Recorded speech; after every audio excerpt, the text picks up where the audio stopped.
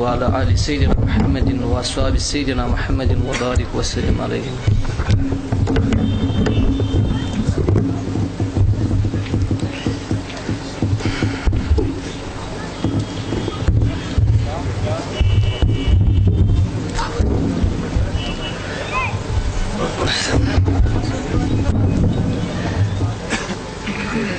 چم عشیق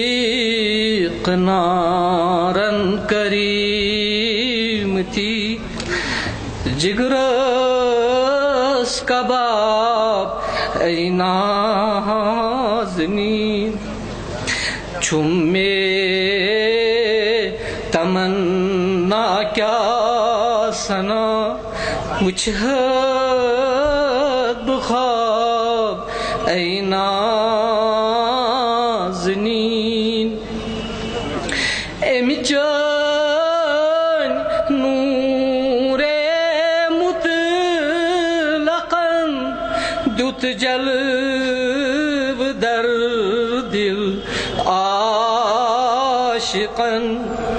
امی جان نور مطلقاً دوت جلب در دل عاشقاً پیدا کریو حضرت حقاً کیا آفتاب ای نازنین پیدا کریو حضرت حقاً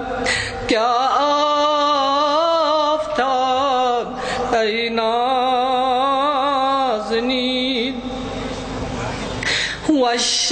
والشمس مدح رایت واللیل عکس مویت والشمس مدح رایت واللیل عکس مویت پیدا از رنگ بویت عطر و غلاب ای نازنین پیدا از رنگ بویت عطر و غلاب ای نازنین سی چوک شہدی پرورا ہم خاتم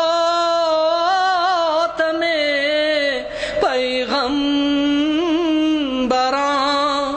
سی چوک شہدی پرورا ہم خاتم پیغمبراں سی پہ سپن نازل قرآن ام الکتاب ای نازنین سی پہ سپن نازل قرآن ام الکتاب ای نازنین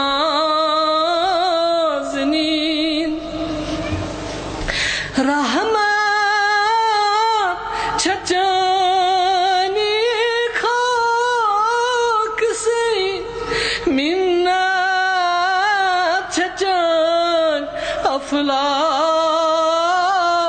سے بیٹھی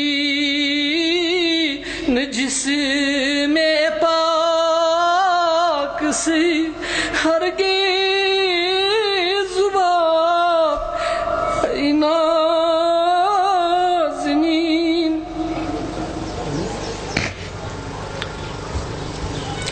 غم میں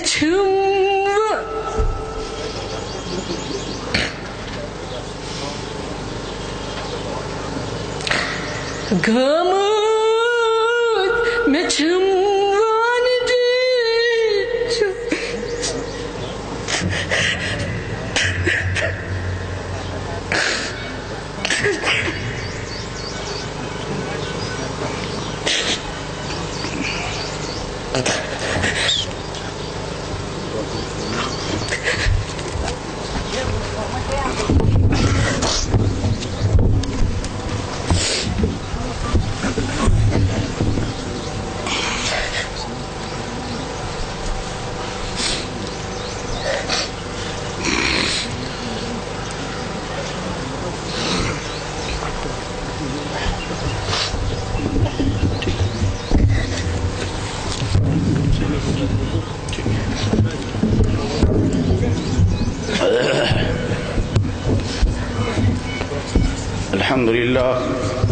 الحمد لله نحمده ونستعينه ونستغفره ونؤمن به ونتوكل عليه ونعوذ بالله من شرور أنفسنا ومن سيئات أعمالنا من يهده الله فلا مضل له ومن يضلله فلا هادي له ونشهد أن لا إله إلا الله وحده لا شريك له ونشهد أن سيدنا ومولانا محمدا عبده ورسوله أرسله إلى الناس كافة بالحق بشيرا ونذيرا وداعيا إلى الله بإذنه وسراجا منيرا صلى الله تعالى عليه وعلى آله وأصحابه وأزواجه وذرياته وبارك وسلم تسليما كثيرا كثيرا أما بعد سلام على خير الأنام وسيدي حبيب إله العالمين محمد بشير نذير هاشمي مكرم عطوف رؤوف من يسمى بأحمد فيا رب صل وسلم دائما أبدا على حبيبك خير الخلق كلهم يا رب صل وسلم دائما أبدا على حبيبك خير الخلق كلهم.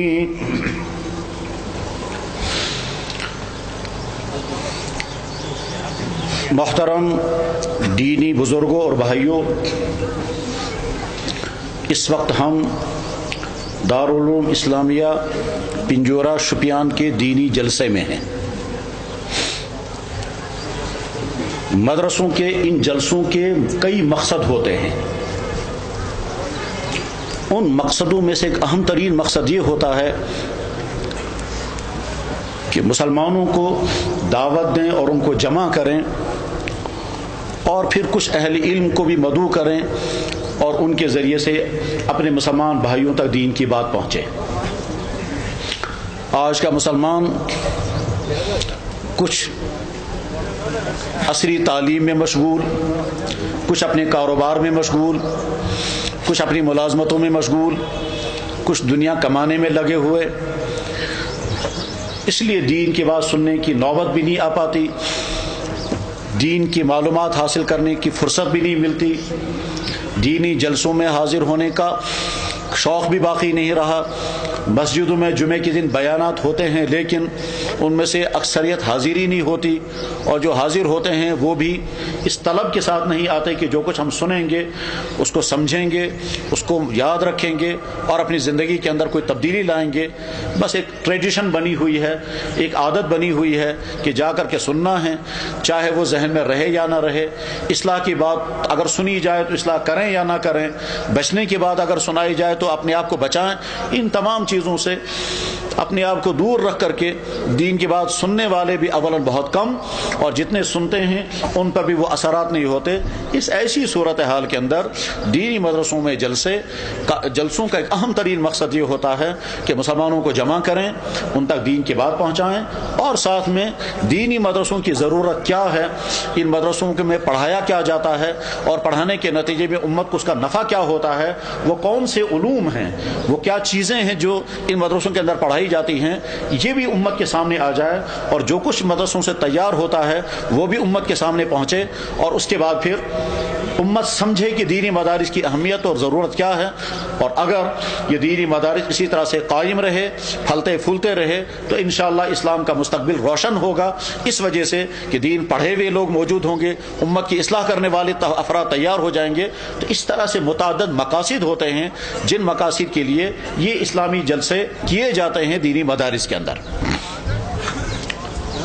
بزرگوں اور بھائیوں،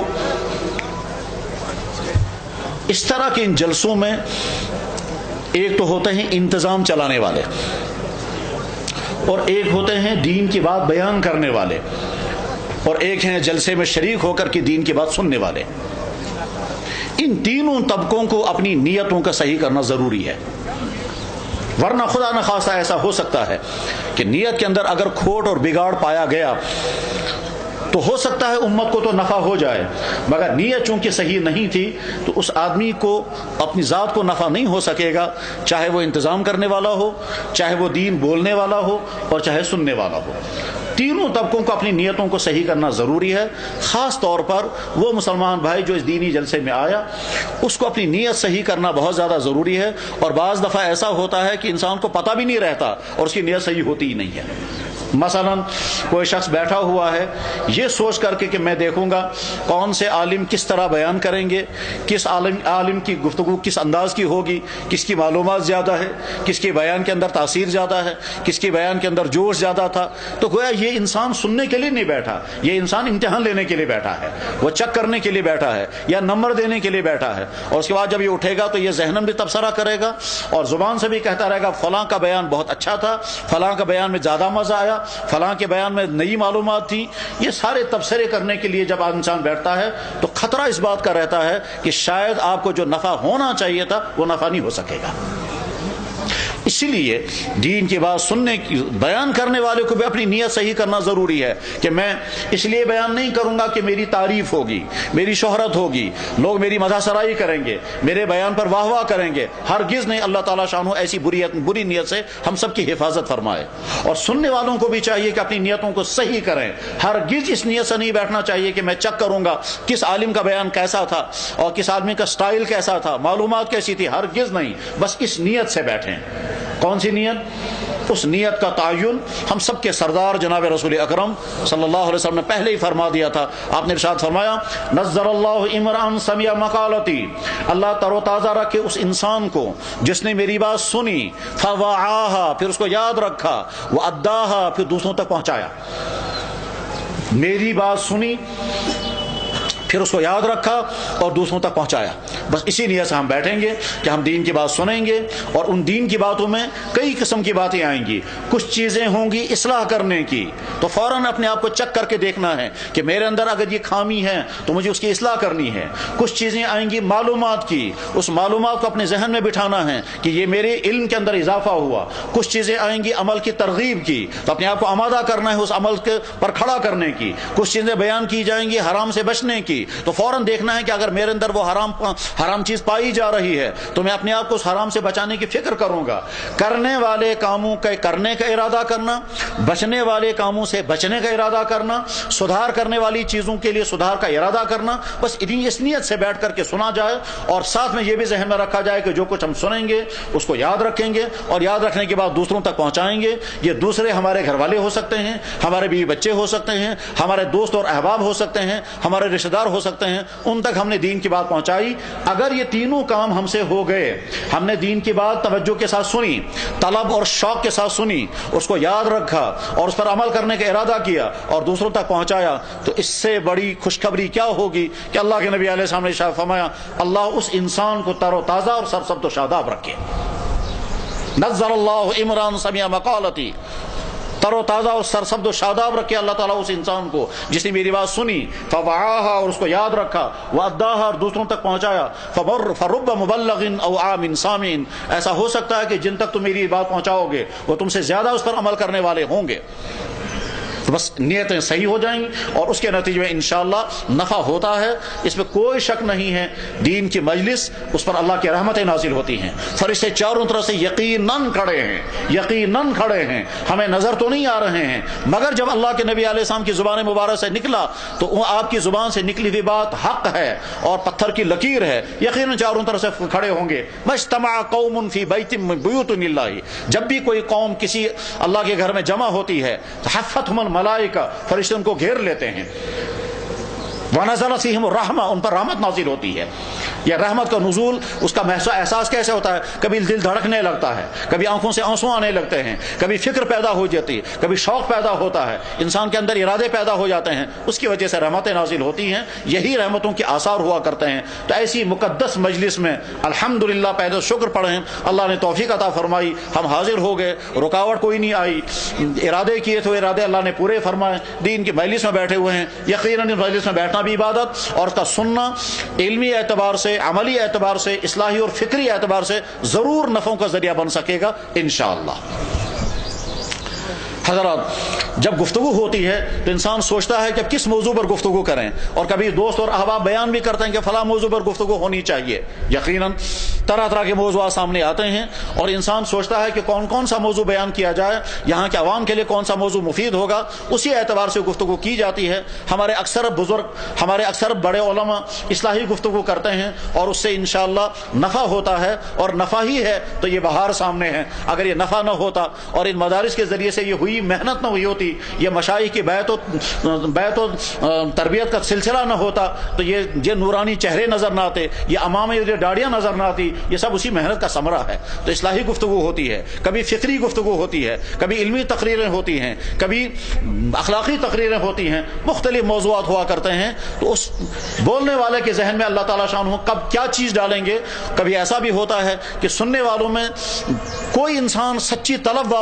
والا ہوتا ہے، اسی کے اعتبار سے اللہ تعالیٰ شان بولنے والے کے ذہن میں مضامین ڈالتے ہیں، اس کا ارادہ بھی نہیں ہوتا ہے کہ میں فلاں چیز بیان کروں گا، مگر کبھی وہ چیزیں بیان کر جاتا ہے جس کا اس کو خیال بھی نہیں تھا، اور اس کے بار بار تجربے ہوتے رہتے ہیں۔ مجھے یاد آتا ہے ایک جگہ ایک دینی مجلس کے اندر گفتگو کرتے کرتے جناب رسول اکرم صلی اللہ علیہ وسلم کا ایک واقعہ میں نے بیان کیا کہ اللہ کے نبی علیہ الصلوۃ والسلام کی صاحبزادی حضرت زینب رضی اللہ تعالیٰ عنہ مکہ مکرمہ سے مدینہ طیبہ کے لیے چلنے کا ارادہ کر رہی تھی۔ اپنے شوہر سے انہوں نے کہا کہ میں اپنے ابا جان کے پاس یعنی مدینہ طیبہ جانا چاہتی ہوں۔ حضرت زینب رضی اللہ تعالیٰ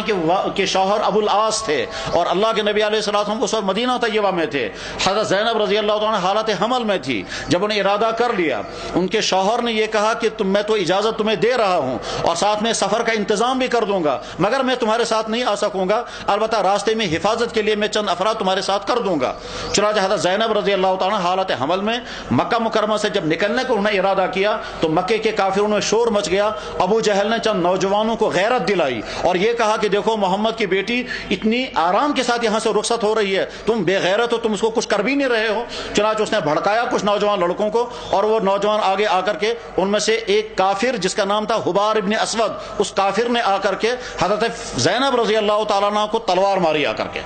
اور وہ جو تلوار ان کی پیٹ پر لگی ہے اور اس کی وجہ سے پیٹ مبارک کے اندر جو بچہ تھا وہ باہر آ گیا اور وہ اونٹنی بھی زخمی ہو گئی، اور حضرت زینب رضی اللہ تعالیٰ اونٹ سے نیچے گر کر کے پتھر کے ساتھ ٹکرا گئی، تو پیٹ کے اندر جو حمل تھا وہ ضائع ہو گیا، سر مبارک زخمی ہو گیا، بے بسی اور بے کسی کا عالم تھا۔ ان کے والد مدینہ طیبہ میں تھے، مکہ مکرمہ میں کوئی بھائی نہیں، کوئی بہن نہیں، شوہر تھا وہ کافر تھا۔ اس بے کسی کے عالم میں حضرت زینب رضی اللہ تعالیٰ پر کیا بیتی ہوگی یہ اللہ کے علم میں ہے۔ بہرحال حضرت زینب رضی اللہ تعالیٰ اس وقت مدینہ طیبہ نہیں جا سکی۔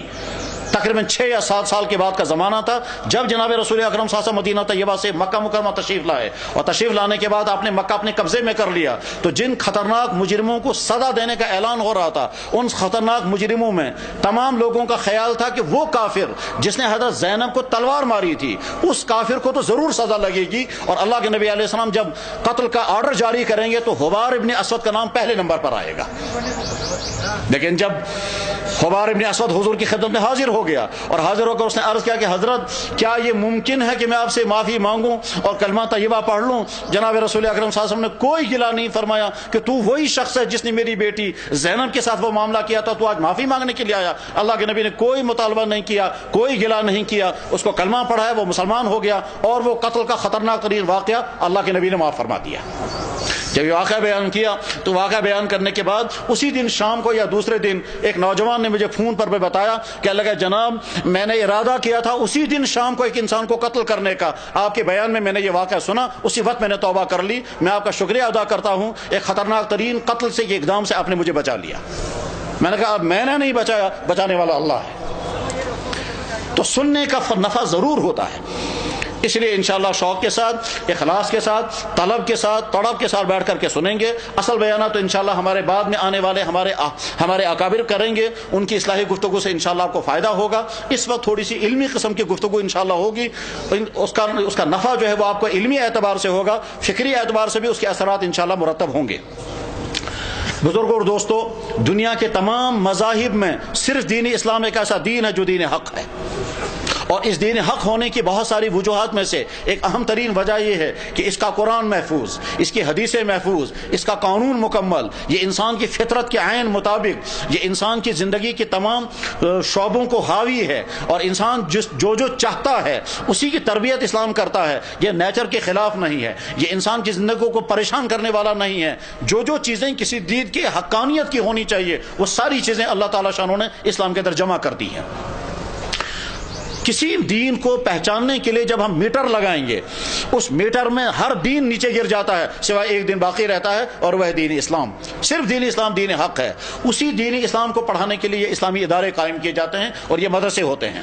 مدرسوں کا یہ سلسلہ جناب رسول اکرم صلی اللہ علیہ وسلم کے عہد مبارک سے شروع ہوا۔ سب سے پہلا مدرسہ مسجد نبوی میں شروع ہوا، اس کے استاد خود جناب رسول اکرم صلی اللہ علیہ وسلم تھے، اور اس مدرسے کے طالب علم تھے حضرت ابو ہریرہ، اس مدرسے کے طالب علم تھے ابی بن کعب، زید بن حارثہ، زید بن ثابت، زید بن حارثہ، معاذ بن جبل، انس بن مالک، عبداللہ بن عمر، سعد بن ابی وقاص۔ یہ صحابہ جو جوان صحابہ تھے اس مدرسے کے طالب علم تھے، اور اس مدرسے کے استاد جناب رسول اکرم صلی اللہ علیہ وسلم تھے۔ صفہ کے مقام پر وہ مدرسہ قائم ہوا تھا۔ تو مدرسوں کا سلسلہ نسب جناب رسول اکرم صلی اللہ علیہ وسلم کے اس مدرسے کے ساتھ ہے۔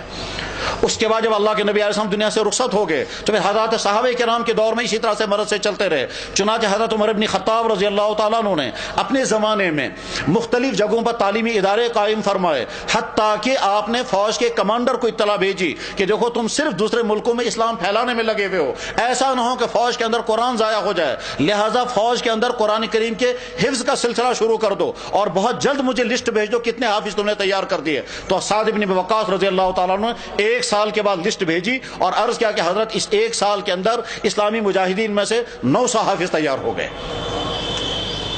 اس کے بعد پھر حضرت عثمان غنی رضی اللہ عنہ کا زمانہ آیا، حضرت علی سلسلہ چلتا رہا۔ اس کے بعد پھر تابعین کے زمانے میں یہ مدارس اس طرح سے قائم ہوئے، سلسلہ چلتا رہا یہاں تک کہ ہمارا دور آ گیا، اور ہمارے دور میں آ کر کے یہ مدارس، جن مدارس میں مسلمان علماء مسلمان عوام سے ان کے بچوں کو بھی مانگتے ہیں، اور مسلمان عوام سے ان بچوں کے کھانے پینے کی مدد بھی مانگتے ہیں کہ تم ہی اپنا پیسہ دے دو، تم ہی اپنے بچے دے دو، تمہارے پیسوں سے تمہارے بچوں کو کھلائیں گے اور اسی سے تمہارے بچوں کو پڑھائیں گے، اور اسی کے نتیجے میں علماء تیار ہوتے ہیں، اور یہ علماء بعد میں اسلام کے حفاظتوں کا ذریعہ بنتے ہیں۔ چنانچہ یہ ہمارے جتنے علماء ہمارے سامنے آ رہے ہیں یا آتے ہیں، یہ تمام وہی علماء ہیں جو اسی طرح کے مدرسوں میں پڑھ کر کے تیار ہوئے۔ اور یہ صرف آج ہی کا دور نہیں ہے، ہماری پچھلی تاریخ میں جتنی عظیم شخصیات گزری ہیں وہ تمام کے تمام اسی طرح کے مدرسوں سے تیار ہوئے ہیں، اور مدرسوں سے تیار ہو کر کے پھر وہ سامنے آئے ہیں، چاہے وہ محدثین میں سے ہوں، چاہے وہ فقہا میں سے ہوں، چاہے وہ اولیاء کرام میں سے ہوں، چاہے وہ متکلمین میں سے ہوں۔ امام غزالی عظیم الشان شخصیت گزرے ہیں، مدرسہ نظامیہ سے پڑھے ہوئے تھے۔ امام ابو حنیفہ رحمہ اللہ تعالی امام اعظم گزرے ہیں، امام شافعی اور حماد کے سامنے انہوں نے پڑھا تھا۔ امام شافعی رحمہ اللہ تعالی عظیم الشان شخصیت ہیں، امام مالک کے مدرسے میں پڑھا تھا۔ امام شافعی رحمہ اللہ تعالی عظیم الشان شخصیت ہیں، امام محمد کے مدرسے میں پڑھا تھا۔ امام احمد ابن حنبل عظیم الشان شخصیت ہیں، امام شافعی کے شاگرد تھے۔ غرض یہ کہ یہ سلسلہ اسی طرح سے چلتا رہا یہاں تک کہ بر صغیر میں آ کر کے یہ مدرسے اسی طرح سے، بلکہ بر صغیر میں جب انگریزوں نے قبضہ کیا تھا اور ان کا مکمل پلان تھا کہ یہاں سے اسلام ختم ہو جائے، اور اگر اسلامی مدرسے قائم نہ ہوئے ہوتے یقیناً بر صغیر کے تمام ملکوں سے اسلام ختم ہو چکا ہوتا، اس لیے کہ جتنے علماء مغل دور کے بچے ہوئے تھے ان تمام علماء کو انگریزوں نے آ کر کے شہید کر دیا تھا۔ 50,000 علماء کی تعداد شمار کی جاتی ہے جو انگریزوں کے ہاتھوں سے شہید کر دیے گئے تھے۔ دلی کے اندر 3 दिन तक कोई जनाजा पढ़ाने वाला मुसलमान नहीं मिलता था। ऐसी हालत हो गई थी। उस वक्त बर्र सगीर में इस्लाम मिट चुका होता, लेकिन अल्लाह जल्ल शानो जज़ा खैर अता फरमाए हमारे उन अकाबिरीन को जिनके जहन में ये बात आ गई कि आज तक तो मदरसे कायम हुआ करते तो हुकूमतों के जरिए से, मुगल दौर के जरिए से, लेकिन अब मुसलमानों की हुकूमतों का खात्मा हो गया। अब उन लोगों के हाथ में यहाँ का निज़ाम इख्तिदार है जो इस्लाम को मिटाने पर तुले हुए हैं। अब हमें खुद अपने इदारे कायम करने हैं। चुनांचे दारुल उलूम देवबंद उसी नहज पर कायम हुआ और उसी नहज पर बाद में हजारों मदरसे कायम हुए। चुनांचे पूरे बांग्लादेश में, पूरे हिंदुस्तान में, पूरे पाकिस्तान में, खुद कश्मीर के अंदर सैकड़ों नहीं हजारों मदारिस उसी नहज पर काम कर रहे हैं और वो इस्लाम की हिफाजत का एक बेहतरीन जरिया बने हुए हैं। इस वक्त जितने बर्र सगीर के अंदर बड़े बड़े उलमा हैं या हमारे करीब में जितनी अजीम शान शख्सियात गुजरी हैं, वो तमाम इसी तरह के मदरसों से ज़कात खा करके, सदकात खा करके, चटाइयों पर बैठ करके, अपने इन गरीब उलमा की खिदमतों में दोजानों बैठ करके उन्हें उलूम हासिल किए और आफ्ताब बन गए। अल्लामा अनवर शाह साहब रहमतुल्लाह ताला, जिसको कहा जाता था हुज्जतुम मिन हुज्जतिल्लाह, जिनको कहा जाता था आयतुम मिन आयातिल्लाह, जिनके बारे में तय है कि अपने ज़माने का सबसे बड़ा मुहद्दिस वही थे, इसी तरह के मदरसों से तैयार हुए थे। गरज ये कि एक शख्सियत नहीं, हजारों शख्सियत ऐसी हैं। जितने बड़े बड़े मुफस्सिरीन हैं तमाम इसी इदारों में कायम हुए। जितने पिछले 200 साल में बड़े बड़े मुहद्दिसीन पैदा हुए इसी तरह के इस्लामी मदरसों से, जितने बड़े बड़े फुक़हा और मुहद्दिसीन पैदा हुए इन्हीं मदरसों से, जितने बड़े बड़े मुस्लिहीन और औलिया पैदा हुए इन्हीं मदरसों से, जितने बड़े बड़े कुरान पढ़ने और तफसीर करने वाले, वाज करने वाले, दावत और तबलीग का काम करने वाले या किसी भी बातिल से टकराने वाले इन्हीं मदरसों से पैदा हुए हैं। इन मदरसों की नतीजे में इस्लाम अल्हम्दुलिल्लाह मुस्तहकम है, बल्कि मुसलमान मुल्कों में इस्लाम उस तरह से मुस्तहकम नहीं रह सका जिस तरह से इस कुफरिस्तान के मुल्क में इस्लाम मुस्तहकम रह सका। वजह ये मदारिस बने हैं। हत्ता कि बहुत सारे मुसलमान मुल्कों के अंदर ऐसे अजीम उलमा नहीं हैं, ऐसे अजीम इस्लामी इदारे नहीं हैं, ऐसी अजीम शान मदरसे नहीं हैं, ऐसे इस्लामी इशाअती इदारे नहीं हैं जैसे कुफरिस्तानों के मुल्कों के अंदर हैं। वजह यही मदारिस है। आज भी दुनिया के अंदर मसलन पूरा तुर्की मुसलमानों का मुल्क है, एक भी ऐसा आलिम उनके पास नहीं है जैसा आलिम हिंदुस्तान के उलमाओं के, हिंदुस्तान के मुसलमानों के पास है या पाकिस्तान के मुसलमानों के पास है। पूरा इराक, पूरा शाम मुसलमान मुल्क है, एक भी उनके पास ऐसा आलिम नहीं है। हालांकि वो मुसलमान मुल्क, उनकी हुकूमतें अपनी, उनका सोसाइटी सब कुछ अपना, लेकिन इसके बावजूद वो ऐसे आलिम पैदा नहीं कर पाए। वजह उसकी है कि ऐसे मदारिस उनके पास नहीं है। और इतना ही नहीं, इससे आगे चल करके पूरा मलेशिया मुसलमानों का मुल्क, पूरा इंडोनेशिया मुसलमानों का मुल्क, लेकिन ऐसे आलिम उनके पास भी नहीं पैदा हो सके। क्यों? इसलिए कि इस तरह के इस्लामी मदारिस उनके पास नहीं है। चुनांचे जब भी इन मुसलमान मुल्कों में मुश्किल मसाइल पैदा हो जाते हैं तो जो चंद उलमा जाकर के उनको हल करते हैं, उन चंद उलमा में से इन्हीं मदारिस से निकलने वाले उलमा जा करके उन मसाइल को हल करके आते हैं। बहरहाल इन इस्लामी मदरसों के अंदर दीन पढ़ा और पढ़ाया जाता है। मेरे बुजुर्गों और दोस्तों, दीन के उलूम हैं क्या क्या जिन उलूम को इस मदरसों में पढ़ाया जाता है। दीन के उलूम कुछ तो वो उलूम हैं जो असली उलूम नहीं हैं, जिनका मकसद है असली इस्लामी इल्म तक पहुंचाने का जरिया। उसको कहते हैं हम अरबी ग्रामर, सर्फ है, नहव है और इसके साथ दूसरे उलूम हैं। उसके नतीजे में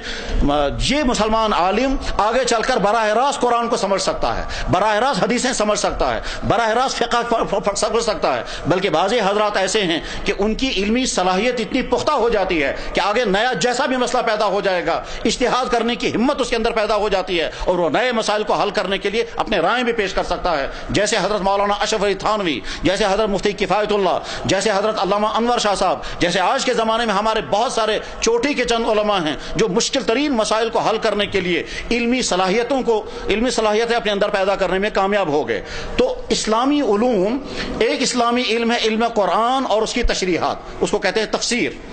एक इस्लामी अहम तरीन इल्म हदीस और उसके मुताल्लिकात, एक इस्लामी इल्म फ़िक़्ह और उसके मुताल्लिकात, एक इस्लामी इल्म तसव्वुफ़ और उसके मुताल्लिकात, एक इस्लामी इल्म है तारीख़ इस्लाम और एक इस्लामी इल्म उसको कहते हैं इल्मुल अक़ाइद। ये तमाम इन मदरसों के अंदर पढ़ाए जाते हैं। ابتدا میں اتنی گرامر کی صلاحیت پیدا کی جاتی ہے کہ یہ طالب علم قرآن کریم کو بغیر زیر زبر کے اگر ہوگا تو اس کو پڑھ سکتا ہے، اس کو سمجھ سکتا ہے. دین کی جتنی کتابیں ہوں گی ان کو بغیر کسی تکلف کے وہ پڑھ سکتا ہے، وہ سمجھ سکتا ہے، اس کی تشریح کر سکتا ہے. اتنی صلاحیت جو ہی پیدا ہو جاتی ہے تو اس کے بعد پھر وہ اصل اسلامی علوم پڑھائے جاتے ہیں. بالکل اس کی مثال ایسے سمجھیں جیسے ایک طالب علم کو پہلے انگریزی زبان اتنی پڑھائیں گے کہ آگے چل کر کے وہ میڈیکل کی کتابیں پڑھ سکے، اتنی انگریزی زبان سکھائیں گے تاکہ آگے چل کر کے وہ لا کی کتابیں پڑھ سکے اور سمجھ سکے. اتنی انگریزی زبان اس کو پڑھائیں گے کہ آگے چل کر کے وہ سائنس کے مختلف علوم، چاہے وہ کیمسٹری ہو، چاہے وہ فزکس ہو، چاہے وہ باٹنی یا زولوجی ہو یا بایولوجی ہو یا کوئی بایو کیمسٹری ہو، جو بھی سائنسی علوم ہوں گے پہلے اتنی انگریزی زبان اس کو سکھائیں گے تاکہ ان علوم کو وہ آگے چل کر کے پڑھ سکے. بس ٹھیک اسی طرح سے اسلامی مدرسوں میں پہلے ہی عربی لینگویج اتنی پڑھائی جاتی ہے کہ آگے چل کر کے وہ علم تفسیر، علم حدیث، علم فقہ، علم سیرت، علم کلام، علم تاریخ، علم اصول تفسیر، یہ تمام جو اسلامی علوم ہیں ان اسلامی علوم کو پڑھنے، سمجھنے اور ان کی تشریح کرنے کی صلاحیت پیدا ہو جائے. جب یہ صلاحیت اس کو پیدا ہو جاتی ہے اس کے بعد پھر اصل علم شروع ہو جاتا ہے، وہ ہے مثلا سب سے پہلا علم القرآن اور علم تفسیر. چنانچہ مدرسوں میں تفسیر پڑھائی جاتی ہے اور باقاعدہ تفسیر پڑھائی جاتی ہے.